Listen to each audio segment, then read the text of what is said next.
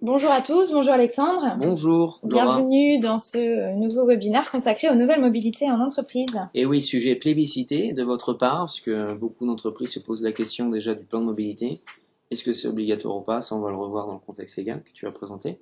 Et puis aussi des cas très concrets avec qu'est-ce qu'on peut mettre en entreprise de manière un peu plus innovante et écologique aussi. Donc on va faire un focus sur le vélo partage et sur d'autres modes de transport qui sont pertinents pour vos déplacements. Exactement, on va pouvoir commencer. Donc, tu viens de le résumer en fait. Ouais. On va commencer par le contexte légal qui favorise l'émergence de ces nouvelles mobilités. Tu vas parler concrètement des mesures. Petit focus sur le vélo en libre service. Ça va durer à peu près une demi-heure. Oui, une grosse demi-heure, on va essayer d'être synthétique. Il y Mhm. aura aussi une session questions-réponses, comme d'habitude, de 15 à 20 minutes, où vous pourrez poser vos questions, sachant aussi qu'on est dans l'interaction. Vous pouvez très bien poser vos questions pendant la présentation. Nous, on y répond soit maintenant, soit sinon dans le temps imparti. Exactement, c'est parti. C'est parti. Alors, on va partir d'un constat assez alarmant, qui est avec plus d'un quart des émissions de gaz à effet de serre. Il faut savoir que le secteur des transports en France est la première source de pollution. C'est énorme. C'est énorme. On a un système climatique qui est vraiment très déséquilibré depuis des années. Qui est très fragile et avec toutes ces activités humaines et notamment les transports, on est vraiment en train de mettre en danger notre système climatique. Donc, on peut dire qu'il y a une véritable urgence et c'est justement Nicolas Hulot qui en parlait lorsqu'il était au gouvernement. Donc sa citation, c'est qu'il est temps vraiment d'amorcer une transformation profonde des mobilités aujourd'hui. C'est la responsabilité de l'État de créer un cadre réglementaire et fiscal favorable à cette transformation, de déployer des infrastructures adaptées aux mobilités propres.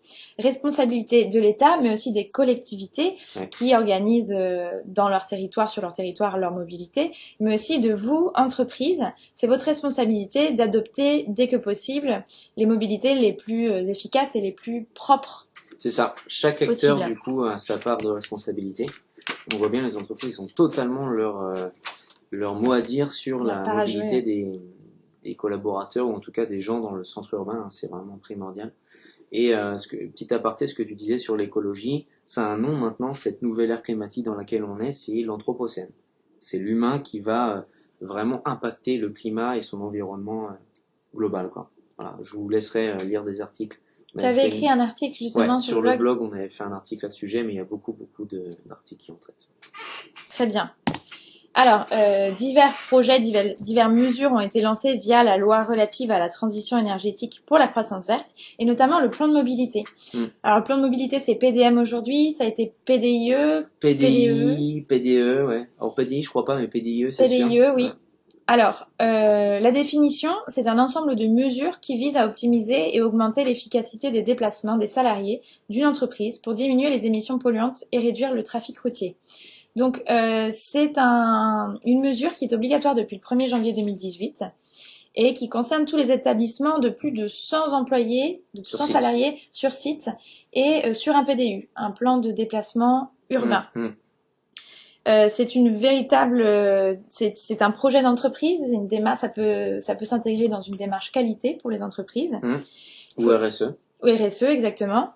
Aujourd'hui, on a des chiffres qui sont assez bas. 23%, là, je vois des organisations de plus de 250 collaborateurs ont aujourd'hui réalisé leur PDM. Ouais, même pas un quart. Voilà, on avait 14% des entreprises de plus de 100 salariés. Ouais. Voilà, alors ce qui explique un peu ce chiffre bas, c'est les freins. Les entreprises vont avoir tendance à penser que c'est une démarche compliquée, coûteuse aussi à mettre en place. Est-ce qu'elles sont déjà au courant que ça existe? Alors, il y a peut-être aussi un problème de communication et puis le fait que ce ne soit pas encore sanctionné aujourd'hui. C'est vrai. Ça va aider ça. Il y a l'aspect un peu dictateur de Laura qui se réveille. Mais oui, effectivement. Donc il y a beaucoup de freins, mais il y a aussi beaucoup d'avantages qu'on va voir maintenant sur la slide suivante. Et d'ailleurs, tout à l'heure, tu nous parleras des mesures concrètes à mettre en place dans le cadre d'un plan de mobilité. Alors, donc les avantages. Tout d'abord, pour l'entreprise, l'optimisation des mobilités professionnelles va permettre une augmentation de la productivité des salariés. Je grince, je suis désolé. Tu grinces, Alexandre. Je vais essayer de me rapprocher. Alors, une augmentation de la productivité de par la réduction des retards, des accidents ou encore de l'absentéisme. Il faut savoir aussi qu'il y aura une réduction des coûts des transports parce que là, on cherche des alternatives au recours à la voiture individuelle. Enfin, dédiée, ouais. Exactement. Et il y a aussi l'image d'une entreprise innovante, une entreprise qui se préoccupe de ses salariés et surtout de l'environnement. Donc ça, c'est un vrai plus pour les entreprises. Côté collaborateurs, on observe une diminution du stress, notamment pour ceux qui font du covoiturage le matin. Le fait d'être à plusieurs dans la voiture, ça peut avoir tendance à ça dépend à sur calmer. Qui on tombe. Ça dépend qui est-ce qui se trouve dans la voiture avec vous. Mais il y a aussi l'option télétravail dont tu parleras tout à l'heure. Ouais. Donc on avait des chiffres sur ça. Il y a beaucoup de personnes qui disent être stressées par les embouteillages du matin. Et le fait d'avoir recours au télétravail, de rester chez soi. Je crois que c'est un chiffre qui parle beaucoup, mais 50% des gens qui ont un burn-out vient du fait qu'ils sont stressés de venir au travail. Coincés dans les embouteillages. Voilà. C'est terrible comme constat. Donc quand on fait du télétravail, on a cette partie trajet domicile-travail qui est enlevée. On peut aussi aller dans un coworking qui est plus proche de en périphérie. Du lieu du domicile. Donc moins de stress. On en parlait aussi tout à l'heure, forcément qu'il y a l'image attractive de l'entreprise, une image d'une entreprise innovante, moderne. Et aussi, on parle d'accessibilité à l'emploi facilité. Alors parce qu'il y a des gens qui n'ont pas forcément de permis de conduire, donc qui peuvent aller travailler en faisant du covoiturage. Et puis il y a aussi les gens qui n'habitent pas en zone urbaine. Ouais. Là, on parle de mode de transport pour les gens qui habitent en périphérie et donc l'accès à l'emploi est facilité de cette façon-là. Donc ça, c'est vraiment un plus.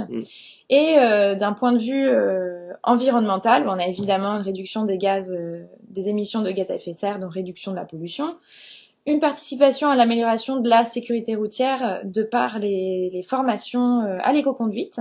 Donc certaines entreprises, on avait l'exemple d'Orange, notamment, qui propose à ses collaborateurs de temps en temps des petites formations, pour éviter de polluer plus, donc en freinant moins brusquement, en roulant moins vite, des petites astuces comme ça. Faut savoir d'ailleurs que sur les notes d'éco-conduite comme ça, déjà d'une, ça garantit la vie du collaborateur, parce que mine de rien, c'est sa vie qui est en jeu quand il conduit mal. Mais aussi, ça permet de réduire les consommations de carburant. Donc pour l'entreprise, c'est pertinent, puisque des fois, ça peut atteindre, je crois que le budget carburant, c'est plus de 8% de réduction quand on fait de l'éco-conduite. Donc ça parle aussi en termes de chiffres, quand on voit, on peut prendre le cas d'Orange, ça représente pas mal d'économies. Ouais, donc vraiment que des points positifs.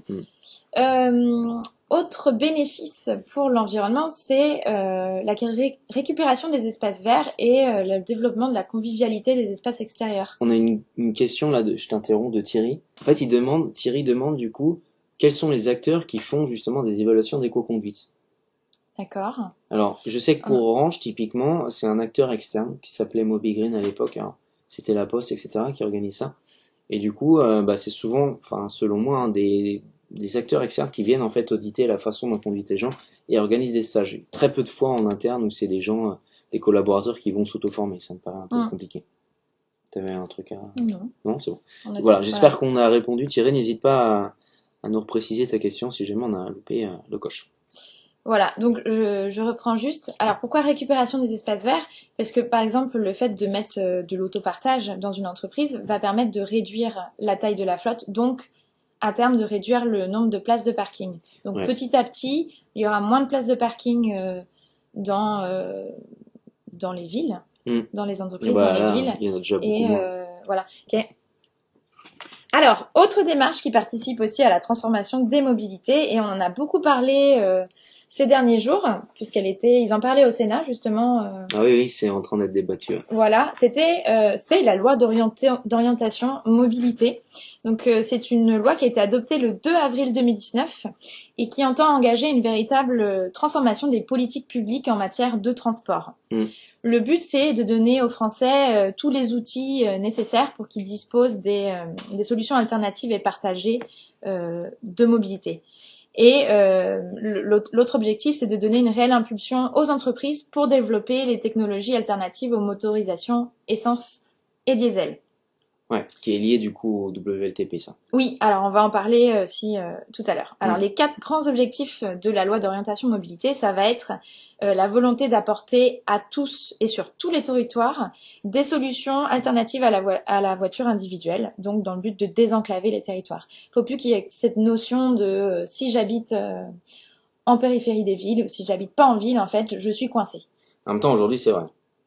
Bah oui, il y a énormément de solutions quand même grâce au numérique justement, qui sont proposées pour les villes, mais dès qu'on sort un petit peu. Oui, on avait fait une journée justement à la CCI à Rennes là, justement sur la question du plan de mobilité, et on avait fait un atelier de rappel avec Mobilect, qui est un de nos partenaires qui sont présents d'ailleurs et qui sont connectés là. Et en gros, on s'est dit voilà, pour les personnes qui sont en périurbain, il y a d'autres moyens que la voiture individuelle. Sauf que il nous avait répondu très justement que en covoiturage, à part faire un covoiturage avec des chèvres, il aura un peu de mal à trouver des gens, quoi. Et c'est vrai, c'est-à-dire que là, il faut vraiment peut-être aussi mettre d'autres acteurs que les startups du numérique pour pouvoir trouver des solutions, je pense. On en parlera, de toute façon, tu as une slide sur les transports, je crois. Oui. Alors, donc tu parlais start-up du numérique, c'est quand même très important dans la transformation de la mobilité. Et le deuxième objectif, ça va être de soutenir l'innovation en termes de mobilité. Et donc, comme on a... La transition est pas mal, hein. Oui, plutôt pas mal. On observe quand même un changement des modes de mobilité. Hein. On n'est plus dans la propriété, mais on est dans l'usage à la demande. Et ça, c'est grâce à justement toutes les innovations numériques. C'est vrai. Donc maintenant, le but, ça va être d'investir encore plus sur toutes ces entreprises qui proposent des innovations au service, pour la mobilité de tous. Le troisième objectif, évidemment, c'est la réduction de l'empreinte environnementale des entreprises, notamment, en misant sur des mobilités plus douces. Et enfin, l'investissement dans des infrastructures qui vont optimiser au quotidien les mobilités des citoyens. Donc ça va être l'amélioration des routes, des gares, etc. Est-ce que c'est aussi la Smart City qu'on entend là-dedans? Oui, c'est aussi la Smart City. D'accord. Parce que tout est connecté, tout sera connecté au final. Donc, parce que sans infrastructure, la Smart City ne sera rien. Enfin, oui. Ok, focus WLTP alors. WLTP, alors ça c'est un cycle d'homologation qui a été repoussé en fait. À la base c'était prévu pour cette année et finalement l'entrée en vigueur est prévue pour le 1er janvier 2020. Il a été conçu de manière à fournir aux acquéreurs de nouveaux véhicules, donc on parle des entreprises, des gestionnaires de parcs, des données plus précises sur leur consommation de carburant et les émissions de polluants et de particules fines. Alors il faut savoir qu'il y avait déjà un cycle d'homologation avant, mais qui n'était pas assez précis. Et il y a eu des histoires, en fait. Des fraudes. Il y a eu des fraudes qui ont poussé justement l'État à revoir les tests pour proposer des données, des tests déjà en conditions réelles pour avoir des données plus précises, plus fiables. Donc, qui dit données plus fiables, dit aussi on observe déjà une hausse des émissions de gaz de polluants. Donc, ça va poser quand même problème pour les entreprises et les gestionnaires de parcs. Donc, ils vont devoir revoir sur les bonus écologiques à l'achat aussi. Surtout sur le malus écologique qui est entraîné par. Dans les deux cas, oui. Dans les deux cas. Donc, c'est ce que je pensais d'ailleurs. Parce que quand je disais ça, c'était plutôt dans le côté où le bonus des fois est attribué à un certain seuil. Oui. Et si c'est trafiqué, on passe. Si c'est pas, si c'est réel, ça ne passe moins. Ça passe beaucoup moins. Il y a beaucoup de constructeurs qui sont un peu coincés vis-à-vis de ça. Alors il y a des solutions, justement, c'est de revoir la typologie de la flotte, de mettre de l'hybride, de l'électrique, et c'est l'occasion aussi justement de proposer, de compléter l'offre de mobilité avec des mobilités douces, du vélo. Ouais, de l'alternative, ouais. Par exemple. Ensuite, il y a la possibilité de faire un audit de l'utilisation du parc, donc il y a beaucoup d'acteurs qui proposent de faire ça, pour voir justement quels sont les véhicules qui peuvent être utilisés. Une question aussi avec la loi de roulage. Oui, c'est vrai. Qui va mettre permettre en avant les véhicules qui sont sous-utilisés. Voilà, exactement. Donc, tiens, on a une question de Marc justement qui nous pose la question. est-ce que vous faites aussi de l'audit d'utilisation de parc? Alors ça c'est vrai et vous croyez pas si bien dire parce que en fait à chaque fois qu'on va intégrer de l'autopartage dans une entreprise, il faut qu'il y ait un audit sur la typologie de déplacement. C'est important puisque des fois on a eu des demandes où on voulait que de l'électrique et on s'est rendu compte après analyse qu'il y avait quand même des personnes qui utilisaient le véhicule sur 500 km la journée. Et enfin c'est un exemple, mais en tout cas il y avait des cas où le véhicule hybride, voire thermique, était aussi intéressant dans le cas des déplacements. Donc il y a toute cette notion d'audit là que nous on fait en avant-vente aussi pour préconiser les bons usages. Mais il y a aussi d'autres entreprises qui le font très justement. Voilà. Le but, en fait, c'est de s'adapter aux besoins d'usage du collaborateur. Exactement. Et d'être aussi dans la norme pour ne pas trop polluer. Mais c'est marrant parce que tu vois, on le voit bien, là je sors un peu du cadre, mais le fleet manager, donc le gestionnaire de parc, qui a ces contraintes-là WLTP, on voit que petit à petit, ils basculent vers un profil de mobility manager. Déjà, dans le cadre de leur formation, c'est ce qui se passe. Aujourd'hui, ils doivent intégrer des notions de mobilité partagée, des notions aussi d'éco-conduite, etc. Et donc, on voit petit à petit, en fait, c'est en train de bouger et on intègre de plus en plus de mobilité alternative à la voiture individuelle. Donc ça, c'est pas mal quand même. C'est plutôt bon signe. C'est très bon signe, ouais. Alors, on va finir quand même... Ah, attends, tu vas aller un petit peu trop vite. Pardon. Avec quelques chiffres d'une étude qui, justement, la question, c'était comment allez-vous vous adapter à cette nouvelle norme. Et 41% des gestionnaires de flotte ont évoqué le fait d'introduire les énergies propres, donc hybrides et électriques, dans leur flotte pour s'adapter aux nouvelles normes, dont 30% de véhicules hybrides, 26% de véhicules électriques, et après, on n'a pas les chiffres, mais c'était mobilité partagée, covoiturage, mobilité douce. Et d'ailleurs, Marc nous repose là une question. Il nous demande d'ailleurs quel est le pourcentage de véhicules que vous intégrez chez les clients.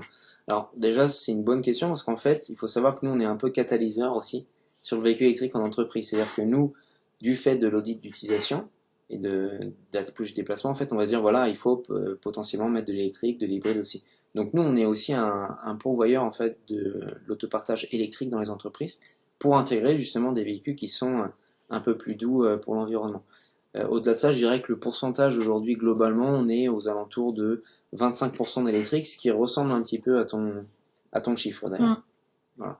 Donc merci Marc pour cette question qui était assez pertinente. Donc on arrive sur ma partie. Là, on va attaquer des éléments assez concrets. Donc déjà, il faut savoir qu'en France, la majorité des déplacements en voiture se font seul au volant. Il y a un chiffre qui est très parlant, c'est que 95% de son temps, un véhicule reste à l'arrêt sur un parking, que ce soit en entreprise ou en collectivité ou pour des particuliers. Donc c'est vraiment un investissement qui est très fort et qui pour autant est très peu utilisé en fait.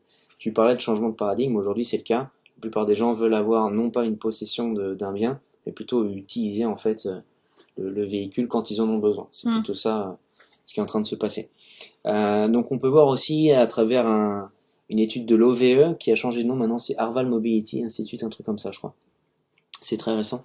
Que les types de déplacements qui paraissent avoir le plus d'avenir sont ceux effectués dans un véhicule partagé, donc ça c'est une bonne nouvelle.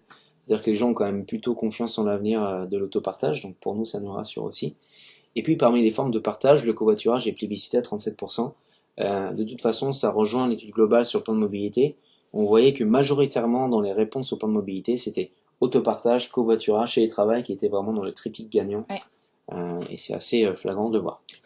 Alexandre, d'ailleurs, le fait d'être seul au volant, c'est un nom. C'est un nom, effectivement, ça s'appelle l'autosolisme. Oui. C'est quelque chose, c'est un phénomène qui est observé depuis longtemps.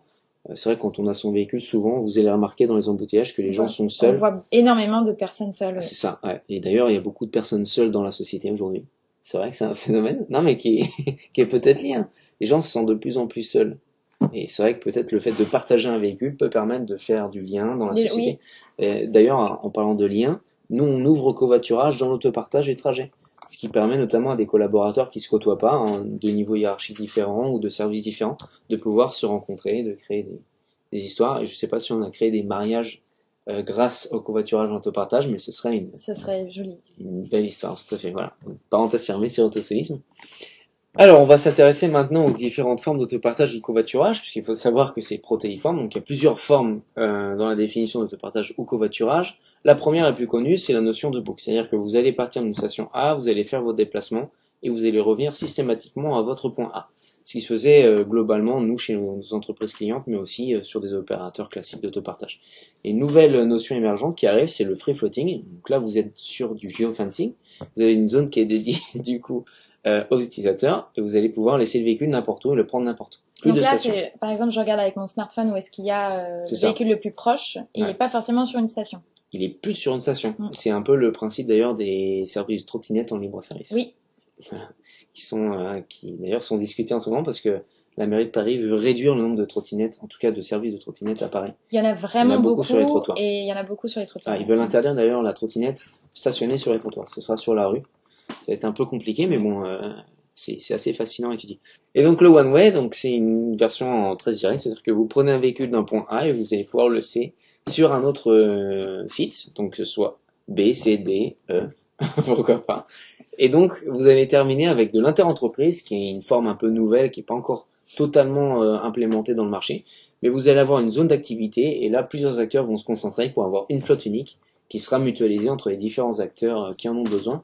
Il y a un cas très concret, notamment à Saclay, Paris-Saclay, le plateau de Saclay, où là vous avez par exemple le CEA, Nokia, etc., qui plusieurs entités qui vont pouvoir se partager différentes flottes. Voilà. Alors, on a une question de Jeanne qui demande au niveau de l'autopartage interentreprise, comment ça se passe pour les véhicules floqués? Alors, c'est une bonne question. Bah, effectivement, c'est vrai. C'est ce qui empêche un peu, bon, c'est du pragmatique, quand on en sera là, ce sera bien, mais il faut qu'un salarié d'Orange, par exemple, ait un véhicule Orange, ce qui nous paraît logique quand il part en rendez-vous. Donc, dans ce cas-là, ils ont pensé un système de flocage magnétique. En gros, on débranche, tu vois, on désenclenche en fait le flocage sur le véhicule, et on peut en mettre un qui sera magnétisé sur le véhicule. C'est un flocage temporaire en fait, donc c'est plutôt intéressant. Voilà. Ça existe déjà? Il me semble que ça existe déjà. Ouais. Jeanne, on vous confirmera ça par mail si jamais vous voulez avoir plus d'infos. Mais je sais qu'à Saclay, ils sont en train de s'y pencher. Donc on a un chiffre aussi, un véhicule partagé remplace 12 véhicules individuels dans une flotte. Donc les études varient, hein, ça varie entre 1 à 6 ou jusqu'à 1 à 32, ça dépend vraiment des études. Bon, déjà, comptez nous en moyenne entre 1 à 10, 1 à 15, on est déjà dans une bonne moyenne, et ce qui représente un chiffre intéressant. 30%, ça va être le nombre de véhicules en moins dans la flotte automobile. Alors, généralement, c'est une moyenne, hein. Soit on va avoir des clients qui sont plutôt aux alentours de 20, soit 35, soit 40 quand ils sont très bons. Ça dépend vraiment de la typologie du parc, mais en tout cas, c'est vraiment une moyenne, et on est à peu près sur ce chiffre-là, nous, chez Mobility Technologies. Je sais que nos concurrents aussi, à peu près, sont sur ces thèmes-là. Et puis 25% de réduction, ça va être sur le budget de mobilité, effectivement, mettre en place du covoiturage, de l'autopartage, de l'éco-conduite, etc. On va vraiment réduire le budget de manière assez drastique. Et donc 25% sur une flotte qui représente plusieurs millions par an, c'est vraiment intéressant. C'est lequel le coût de la mobilité? C'est le deuxième poste de dépense après les salaires. Ouais. Donc c'est vrai que là-dessus, on a moyen d'optimiser, je pense. On a une question aussi de Thierry qui nous demande au niveau de la moyenne là, de réduction de véhicules dans la flotte, est-ce qu'on est sur 30%? Alors comme je disais, en fait, c'est vraiment une moyenne. Ça varie vraiment en fonction des clients. Tabler sur 30%, ça me paraît plutôt cohérent vis-à-vis des chiffres qu'on a nous en synthétique. Donc on a une question de Thierry qui nous demande si 30% en moyenne, ça représente vraiment la réalité chez nos clients. Alors nous, si on fait une vision très synthétique, c'est à peu près ça. Néanmoins, il faut savoir que ça reste un chiffre. Hein. Certains de nos clients sont à 20%, d'autres sont à un peu plus. Ça dépend vraiment de leur communication, de leur volonté aussi d'intégrer l'autopartage de manière durable sur leur mobilité. Mais 30%, ça nous paraît pas déconnant, effectivement. Même nos concurrents sont à peu près sur ces chiffres-là en communication. Donc, vous pouvez t'appeler, si vous avez un objectif d'autopartage, 30%, ça nous paraît réaliste. Ensuite, on a la notion de covoiturage. Donc, pareil, Thierry, hein, si j'ai pas répondu à votre question, n'hésitez pas à poser des questions. On y répondra ensuite après. Merci. C'était très clair. Ok, cool. Ah, c'est ce qu'il dit. Ok, merci. Du coup, le covoiturage. Il y a aussi plusieurs formes de covoiturage, donc à savoir le covoiturage professionnel, ce que nous on fait par exemple chez MTG, à savoir ouvrir le covoiturage vos déplacements professionnels, mais aussi le covoiturage domicile-travail. Donc là on a plusieurs acteurs qui sont sur le marché, je pense à Klaxit, anciennement WiseUp, et puis aussi Caros, qui font ce type de service. En gros, vos collaborateurs vont partir de leur domicile, vont ouvrir au covoiturage pour aller sur le travail. Donc pas forcément les collaborateurs d'une même entreprise. Non, effectivement, ça peut être de l'inter-entreprise. Et puis les trajets pro, donc là, c'est vos collaborateurs qui vont ouvrir leur déplacement pro au covoiturage. Ce qu'on disait tout à l'heure, ça peut être aussi une notion de rencontre de différents services. Donc ça, c'est intéressant parce que nous, on l'opère par exemple dans le cadre de l'autopartage, en fait, du covoiturage, sur une seule interface, ce qui permet vraiment de garantir une simplicité du service, etc. D'autres acteurs le font, bien sûr. Donc ça va permettre d'optimiser les places de stationnement. Il faut savoir que c'est un vrai sujet. On parlait en off d'un autre sujet, c'était l'immobilier. C'est vrai qu'il y a beaucoup d'acteurs de l'immobilier, que ce soit des constructeurs, des promoteurs, qui se disent qu'ils veulent mettre en place de l'autopartage en natif pour réduire les places de parking, puisque au mètre carré, c'est quasiment le même coût que le mètre carré d'un habitat. Ça coûte très cher, ça coûte très cher. Il y en ait moins. Voilà, c'est ça. Et donc, si avec le covoiturage, on permet aussi de réduire les places de stationnement, c'est bingo. Renforcer aussi la marque employeur, parce que mine de rien, le fait d'avoir un covoiturage poussé en interne, c'est assez pertinent, parce que ça permet d'avoir un peu de flux humain, voilà, ça permet d'enrichir son quotidien. Baisse des retards et de l'absentéisme aussi, puisque quand vous serez bloqué peut-être dans les embouteillages, mais à plusieurs, il y a une bonne ambiance qui peut se créer, etc. Donc ça déstresse un petit peu les gens. Puis on est dépendant aussi. Si on sait qu'on doit qu'on doit amener quelqu'un en voiture, on va faire plus attention à être à l'heure et. Voilà. Oui, tout à fait. Et puis la réduction des coûts de transport et de la fatigue. Donc là, réduction des coûts de transport pour l'entreprise, c'est logique, et de la fatigue aussi pour le collaborateur, puisque là, il peut discuter au volant, il peut apprendre à connaître quelqu'un. Donc c'est toujours intéressant de pouvoir partager un moment humain dans son habitacle.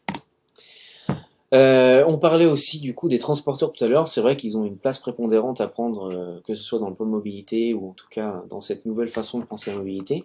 Il faut savoir déjà que l'offre doit être adaptée en fonction des besoins des individus. On en parlait tout à l'heure, c'est vrai que l'étude des typologies de déplacement est importante. Il faut savoir que pour les transporteurs, c'est pareil, ils ont beaucoup de cabinets d'études qui permettent justement de dire voilà, sur tel réseau, on va pouvoir mettre telle ligne, etc. pour pouvoir répondre aux besoins. Il faut aussi que l'entreprise participe financièrement aux abonnements, que ce soit sous forme d'achat de tickets ou participer à l'abonnement du collaborateur. Ça va l'inciter vraiment à utiliser les transports publics. Création de navettes entreprises, donc là on parlait de Saclay tout à l'heure. C'est vrai qu'il y a des navettes qui sont créées pour justement dispatcher les gens en fonction de leur entreprise, que ce soit de la gare ou de l'aéroport directement sur site. De plus en plus, on aura d'ailleurs des navettes autonomes qui seront dispatchées. On le voit bien même sur des villes de taille plus modeste que Paris.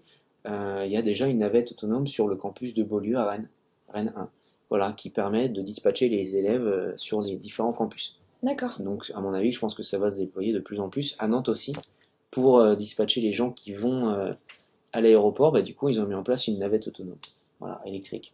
Donc, c'est chouette. Et enfin, informer aussi sur le transport public, ça peut paraître bête. C'est vrai que de communiquer en interne à vos collaborateurs en disant voilà, pour faire ton déplacement ou pour venir au travail, il existe des solutions autres que ton véhicule personnel. C'est toujours intéressant et ça permet parfois de trouver des réponses à ces problématiques de mobilité. Un des axes aussi qui n'est pas souvent évoqué mais qui de plus en plus prend sa part dans les plans de mobilité, ça va être l'optimisation du temps de travail, à la fois le télétravail, le coworking et aussi l'aménagement des horaires de travail. Le télétravail, c'est vraiment le troisième axe de réponse à un plan de mobilité. C'est-à-dire que de plus en plus d'entreprises vont mettre en place du télétravail, que ce soit un jour par semaine ou plus. Donc ça va entraîner moins de fatigue et moins de stress lié au trajet domicile-travail. Oui, d'ailleurs, il y a une étude récente, on avait des chiffres sur le temps passé dans les embouteillages chaque jour, selon les villes de France, et je crois que c'était Marseille qui était en tête, avec plus de 40 minutes passées chaque jour en moyenne. D'accord.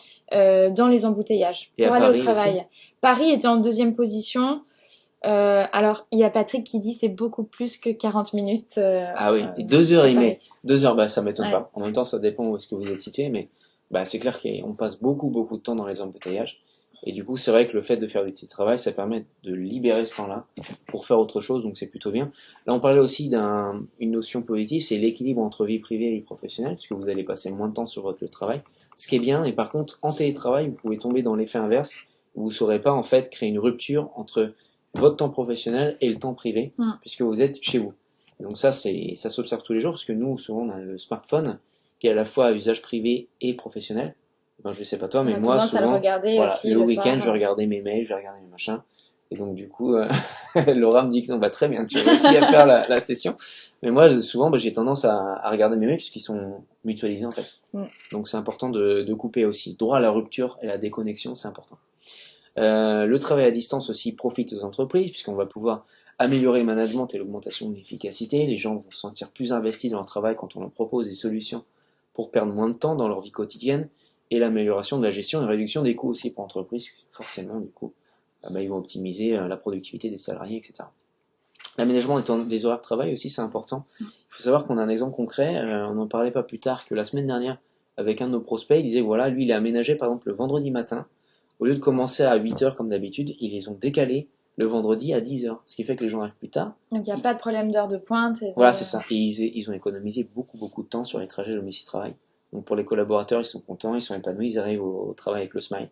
Puis ils arrivent plus tard le vendredi. Et ils arrivent plus tard le vendredi, voilà. Bon, après, ils partent plus tard aussi, je pense. Mais néanmoins, ils sont contents parce qu'ils ont passé beaucoup moins de temps en voiture, et donc, voilà. Même au niveau de l'essence, je pense qu'ils gagnent aussi. Donc voilà, donc on peut très bien éviter, ce que tu disais, les heures de pointe avec des horaires décalés. C'est des choses très basiques qui permettent de gagner en efficacité. On va aussi s'intéresser à différents modes de transport qu'on peut intégrer dans les entreprises. Donc il faut savoir que ce qu'on appelle les modes doux sont les modes de transport qui n'utilisent pas d'énergie polluante et en tout cas ne rejettent pas de gaz à effet de serre. Donc on va pouvoir intégrer différentes catégories. Le vélo, qu'il soit électrique ou pas d'ailleurs, c'est une des notions assez importantes. On peut très bien mettre en place d'ailleurs, c'est pas assez obligatoire je crois pas, dans la loi de mobilité pour l'instant, mais on peut très bien intégrer des notions d'indemnité kilométrique vélo. On le fait pour le véhicule automobile. Le vélo aussi, les collaborateurs qui viennent au travail en vélo, ils devraient être récompensés. Moi, je trouve ça plutôt pertinent. Déjà, d'une, ils occupent pas de place de parking, et de deux, ils polluent pas sur leur trajet, donc c'est plutôt bénéfique. La marche aussi, ce qu'on appelle la mobilité active.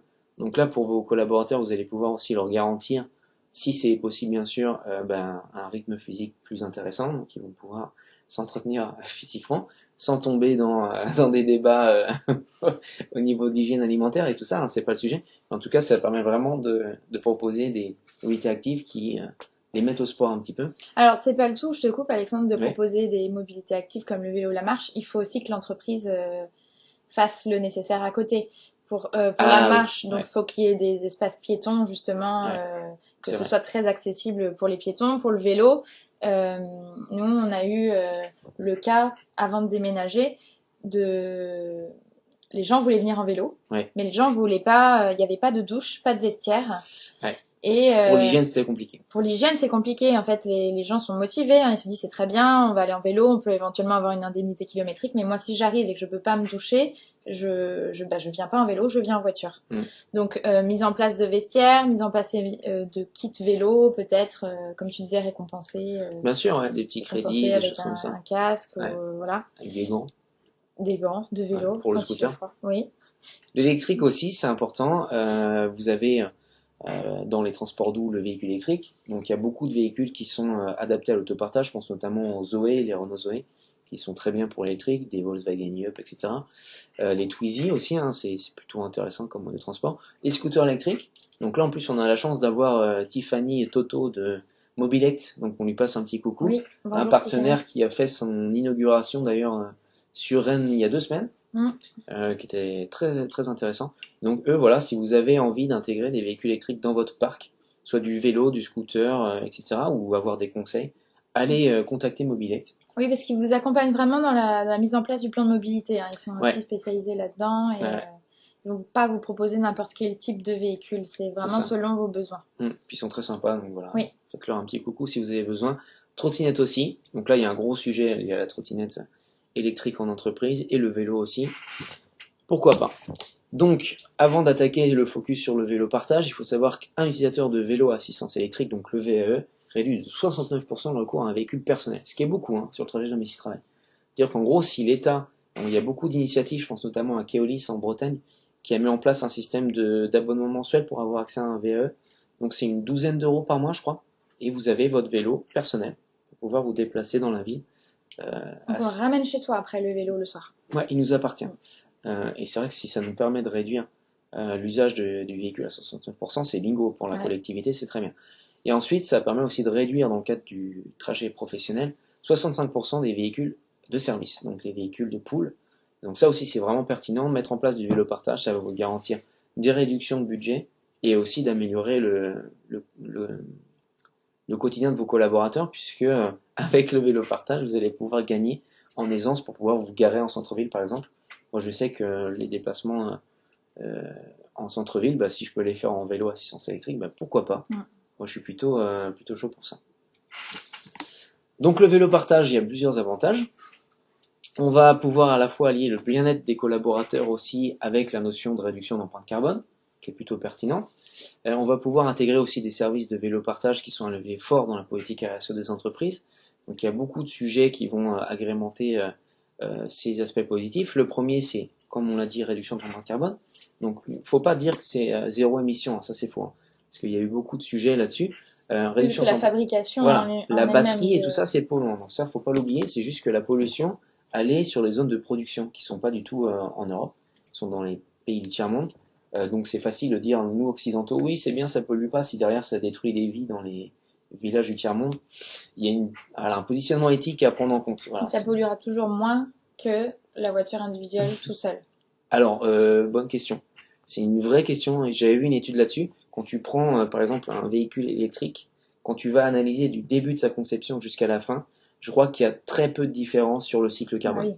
Voilà, donc vraiment, il faut faire attention. Je sais qu'il y a plusieurs constructeurs qui s'étaient fait épingler sur la notion de zéro émission. J'avais fait un petit coup de gueule là-dessus dans la presse.